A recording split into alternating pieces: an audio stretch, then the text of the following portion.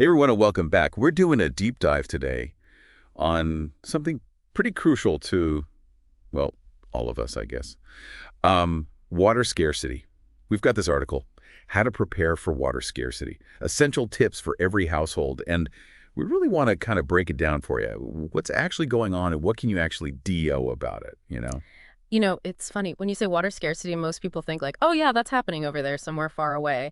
But it's already an issue, even in some developed Right, countries. like the article even mentions places like Cape Town, even Phoenix. And that's just the beginning, right? Oh, yeah. I mean, Mhm. by 2025, think about this. Almost one-third of the planet's going to be living in water-stressed areas. Right. That's like 2.4 billion people. And it's honestly kind of scary because climate change is making everything worse. And we're not just talking like, oh, it's a little warmer. You've got glaciers melting. That messes up rivers. And the rain patterns change.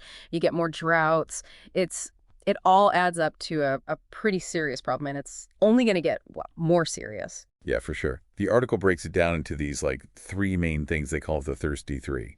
So you got climate change, obviously, but then there's also all the strain on water from agriculture and just more people on the planet every day. Yeah, let's talk about that agriculture part for a sec. Did you know 70% of all the fresh water we have, like on the whole planet, goes to agriculture? It's crazy. Makes you think, like, what are we really prioritizing here? Right. And like obviously we need food, but are we doing it the smartest way possible? Like you think how much water goes into just one hamburger? It's a lot. And a lot of it comes down to the types of crops. Some are just super thirsty, like almonds, and then the way we water them, like old school irrigation, a lot of that is just wasted water. So like are you saying we all need to become vegetarians or something to fix this? No, no, not at all. There are like a lot of new ways of doing things in agriculture that are way better. Like drip irrigation, where they just water the roots directly, so much less waste. And scientists are even developing these drought-resistant crops, which could be huge. Oh, so there's like hope for the future of food then. Oh, yeah, for sure. But we got to change our focus from just like how MECH food are we making to how good is it, and how sustainable is it?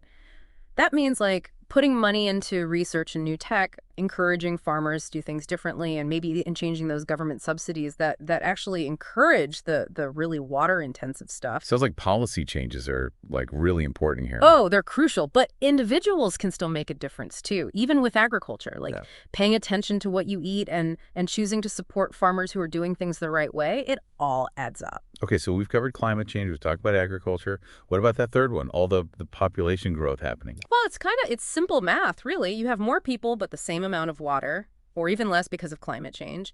And, it's not just about how many people, but how much they're using, their consumption habits. Yeah, I get that. Like as countries get richer and people's lifestyles change, they start using way more water, like swimming pools, lawns, even just washing their cars all the time. Exactly. So we definitely need some good policies around population, making sure things are sustainable. But there's also a big opportunity to just teach people, raise awareness. If they understand that water is valuable, that their choices matter, they can make a difference. It's about empowering people, to be part of the solution. And speaking of solutions, the article actually has some pretty practical stuff for saving water at home, right? Huh? Oh, yeah, there's definitely stuff you can, like those little things, fixing leaks, shorter showers, water-efficient appliances. They all make a difference, especially when you think about how many people there are. Yeah. It's funny you mentioned leaks because I did one of those home water audits recently, and I was kind of shocked. There was this like tiny leak under my bathroom sink. I never even noticed it. It wasn't like gushing or anything, just a slow drip.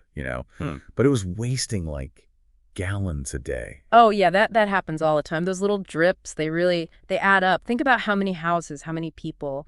It's a lot of wasted water. Totally. Just fixing that one tiny leak, like I felt like I was actually doing something, Yeah, even if it's small. that's the attitude. And there's other stuff too, like have you ever heard of gray water systems? Yeah, vaguely. But like, is that realistic for, a regular person to set one of those up? Well, it depends. Your plumbing, local rules, all that. But there are some pretty simple ones you can do yourself, DIY, and they're not super expensive. There's even like online tutorials and stuff. People share their tips and tricks. That's cool. So you could use like the water from your shower to like water your garden.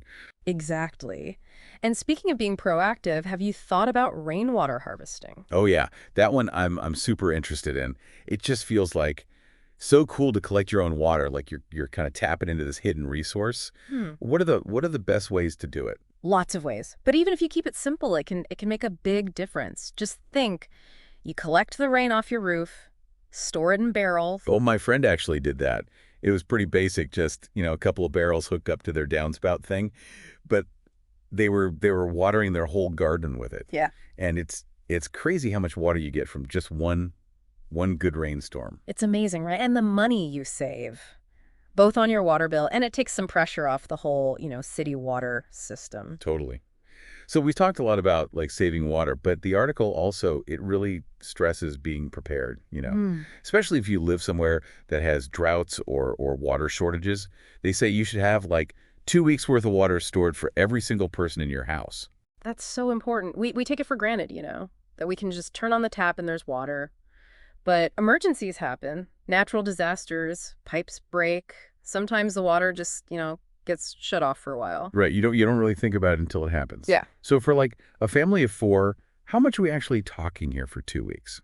So FEMA, they have these guidelines, and they say 1 gallon per person per day at least for drinking and basic hygiene. So family of 4, that's 56 gallons. It sounds like a lot, but better safe than sorry. Definitely. And what about making sure that water is safe to drink? The article mentions those purification tablets and boiling. But are there other options? Oh yeah, tons. You can get these portable water filters, purifiers.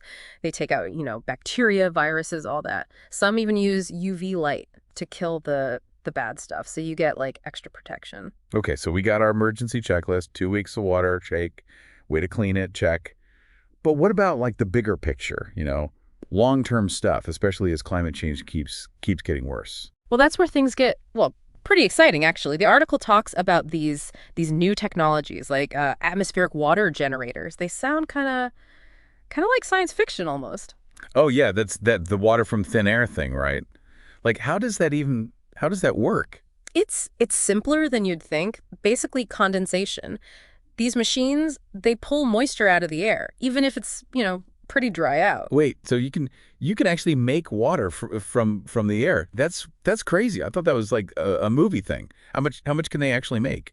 It depends, the model, how humid it is, all that. But some of them, they can make like 10 to 50 liters a day. That's enough to drink and even use for some other stuff around the house. Wow. So you could use those in like the desert or for disaster relief, right? Exactly. And there's so many other uses too. Think about places where clean water is really hard to get or really expensive. This almost feels like a whole different way of thinking about water. Like we're not just trying to save it anymore. We're creating it. Yeah, it's a big shift. Yeah. And there's other cool stuff too, like desalination, taking the salt out of ocean water. Yeah. And recycling wastewater so we can, use it again instead of just throwing it away. It's amazing to think about all the possibilities, Yeah. Even though we've got this water scarcity problem, it feels like there are like real solutions. But I'm guessing these technologies, they come with their own like challenges. Of course, yeah. Desalination, for example, it can take a lot of energy, so it's expensive. And wastewater, you got to be careful, make sure it's really clean and safe to use again. But the technology is getting better all the time. More research, more development, and we're gonna see better, cheaper solutions. So it's like we're entering this new era of like water innovation. Yeah. It's kind of exciting.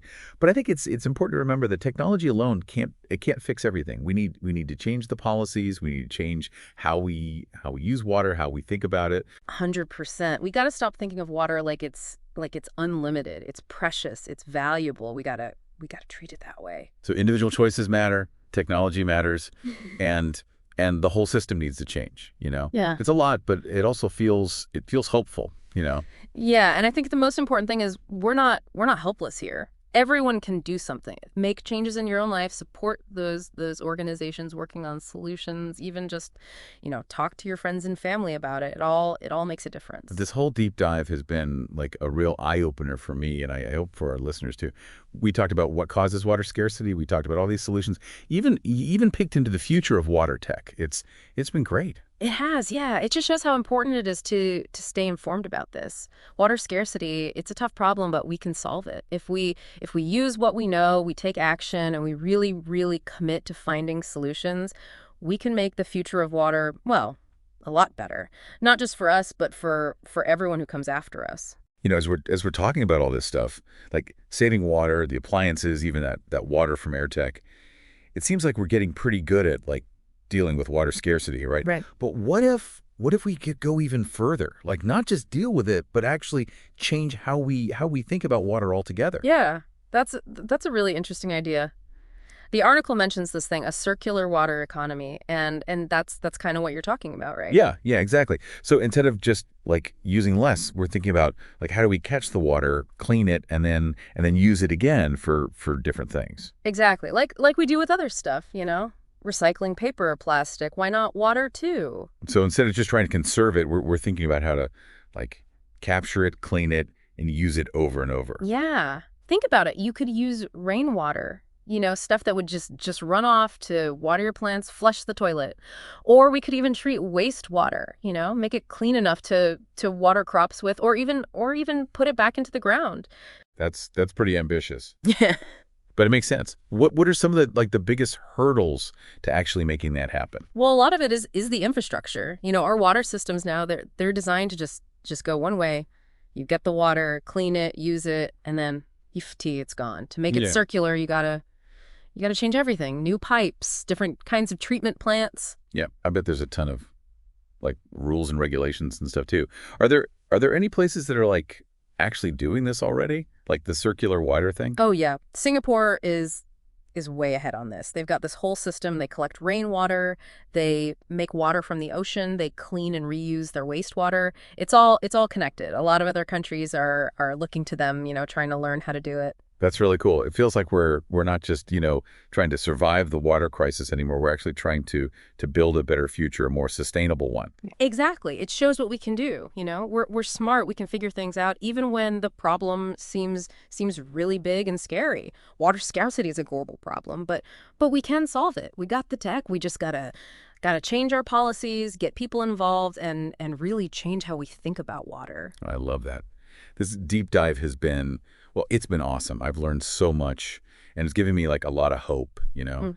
We talked about the serious stuff, the problems with water scarcity, but we also talk about all the amazing solutions that are out there, from easy stuff anyone can do, like fixing a leak, to that mind-blowing water from air tech. Every little thing we do, Yeah. it all helps build that better future. Don't underestimate those little things either. Putting in a low flow shower head, donating to organizations that are working on this stuff, even just talking to people about how important it is to save water. It all adds up. So to everyone listening, thank you for joining us on this deep dive into the world of the water. Hopefully you learned something new. Maybe you're feeling inspired to take action. And just maybe you're looking at water a little differently now. Until next time, stay curious, stay engaged, and of course, stay hydrated.